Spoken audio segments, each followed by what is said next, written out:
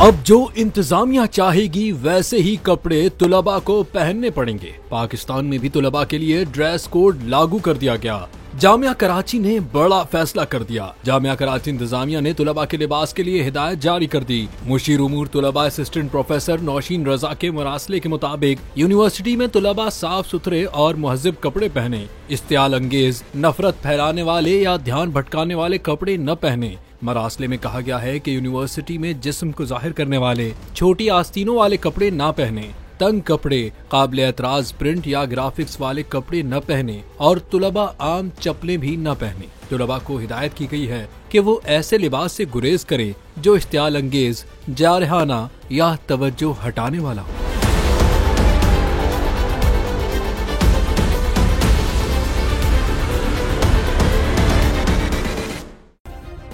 Subscribe करें और bell दबाएं ताकि कोई खबर रह न जाए।